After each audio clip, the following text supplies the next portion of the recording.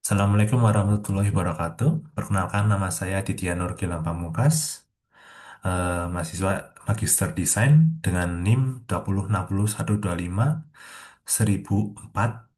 Mata mata kuliah pra-proyek kelas reguler akan mempresentasikan tentang usulan riset saya tentang perancangan kampanye edukasi digital melalui Instagram tentang budidaya mangrove di Desa Kaliulingi, Kabupaten Brebes sebagai upaya pencegahan abrasi di pantai utara Pulau Jawa.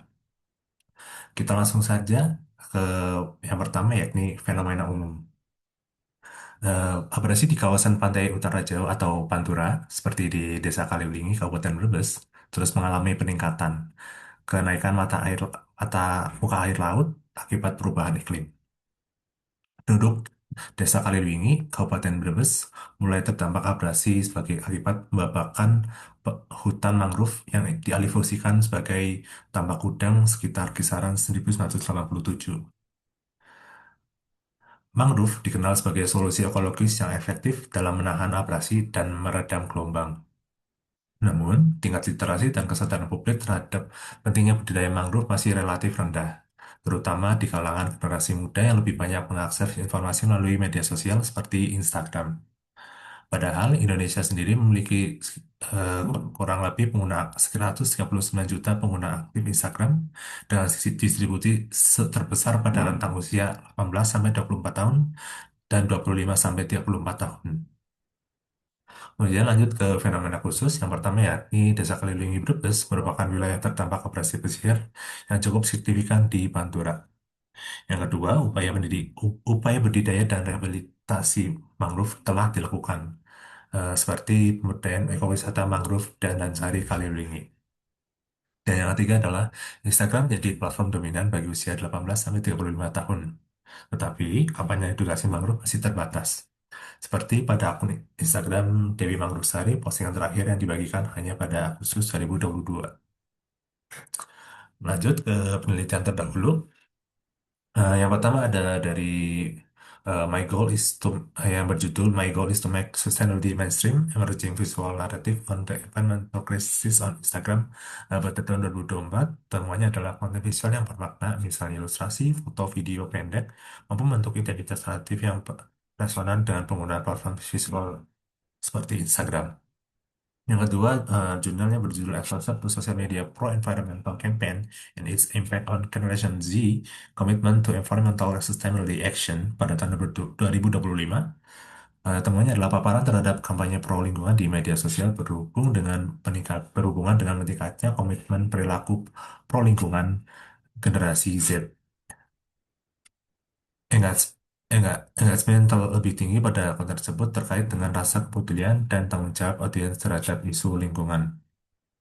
Yang ketiga adalah jurnal yang berjudul Visual Storytelling on Instagram, Branded Photo Narrative and the Role of Telepresence, Journal of Research in Interaction Marketing, tahun 2020. Temuannya adalah naratif visual yang kompleks menghubungkan karakter, konteks, dan implied motion mampu membawa audiens masuk ke dalam cerita secara emosional atau naratif transportation. Nah, kemudian adalah jurnal yang berjudul Policies, Challenge and Approach for the Conservation of Mangrove Forest in Southeast Asia tahun 2016.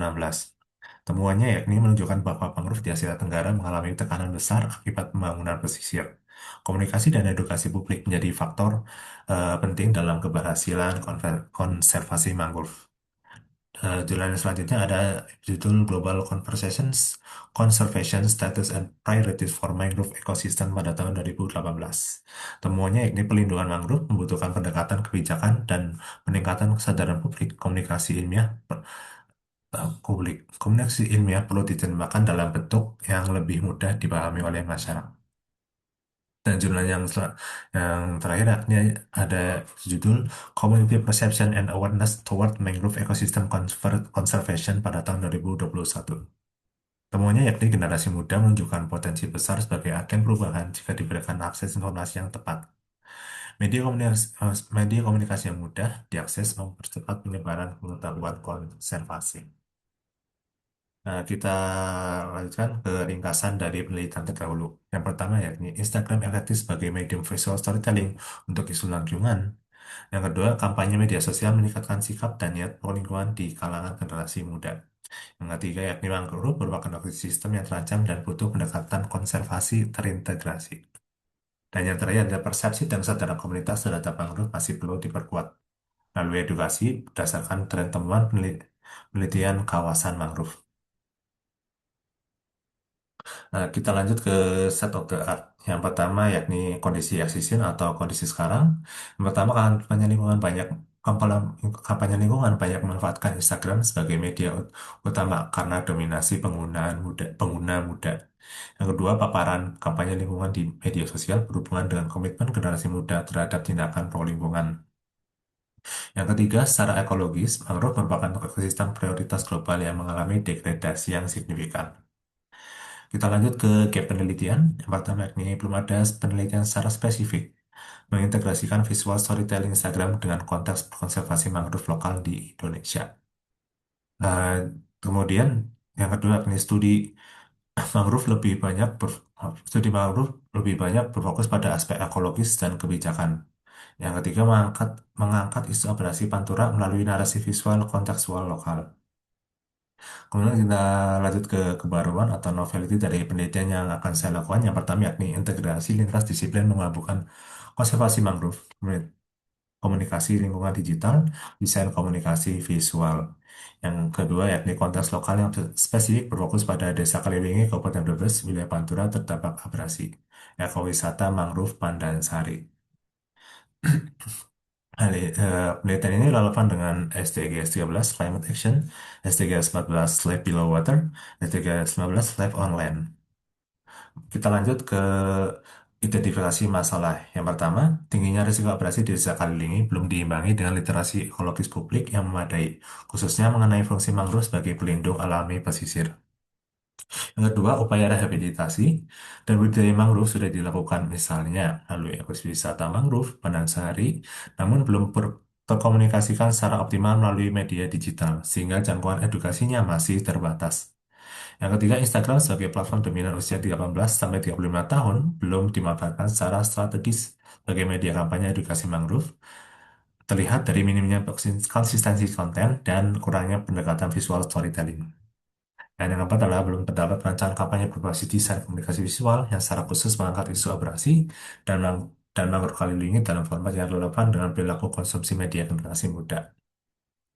Kemudian kita bahas ke rumusan masalah. Kita menjadi tiga, yakni yang pertama, apa bentuk kampanye edukasi mangrove yang relevan untuk meningkatkan kesadaran publik terhadap isu abrasi di Desa Kaliwingi melalui Instagram. Yang kedua, mengapa pendekatan visual storytelling di Instagram penting digunakan sebagai strategi edukasi mangrove bagi generasi muda usia 18 sampai 35 tahun.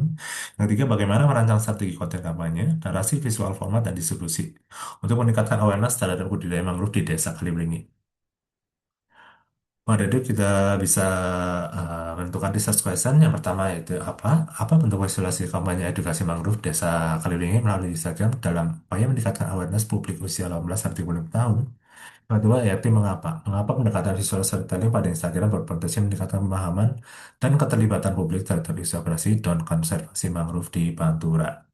Yang ketiga, ini bagaimana strategi konten, format, narasi visual, dan tone komunikasi untuk membangun kampanye edukasi mangrove bagi generasi muda. Baik, mungkin itu saja yang bisa saya sampaikan. Kurang lebihnya, mohon maaf apabila ada saran, bisa disampaikan. Saya akhiri. Wabillahi taufiq wal hidayah. Wassalamualaikum warahmatullahi wabarakatuh. Terima kasih.